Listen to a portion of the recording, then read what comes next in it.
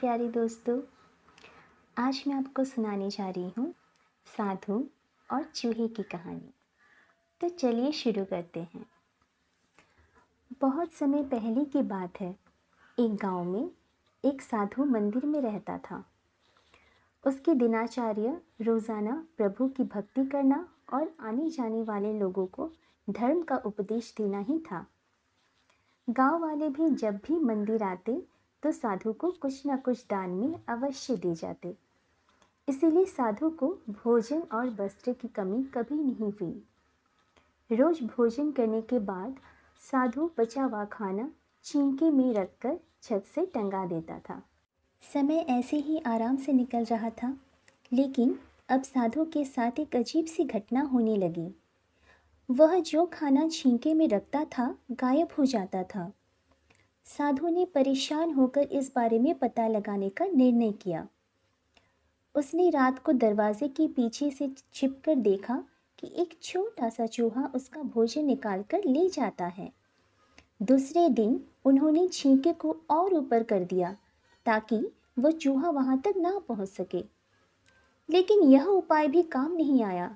उन्होंने देखा कि चूहा और ऊंची छलांग लगाकर छींके पर चढ़ ही जाता है और भोजन निकाल लेता है। अब साधु चूहे से परेशान रहने लगा था। एक दिन उस मंदिर में एक भिक्षुक आया। उसने साधु को परेशान देखा और उसकी परेशानी का कारण पूछा।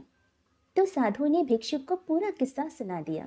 भिक्षुक ने साधु से कहा, सबसे पहले ये पता लगाना चाहिए कि चूहे में इतनी ऊंची छलांग लगाने की शक्ति कहाँ से आती है। उसी रात भिक्षुक और साधु दोनों मिलकर पता लगाना चाहा कि आखिर चूहा भोजन कहाँ लेकर जाता है। दोनों ने चुपके से चूहे का पीछा किया और देखा कि मंदिर के पीछे चूहे ने अपना बिल बना हुआ है। चूहे के जाने के बाद उन्होंने बिल को खोदा तो देखा कि चूहे के बिल में खाने पीने का सामान का बहुत बड़ा भंडार है। तब भिक्षुक ने कहा कि इसी वजह से चूहे में इतनी ऊंची छलांग लगाने की शक्ति आ जाती है।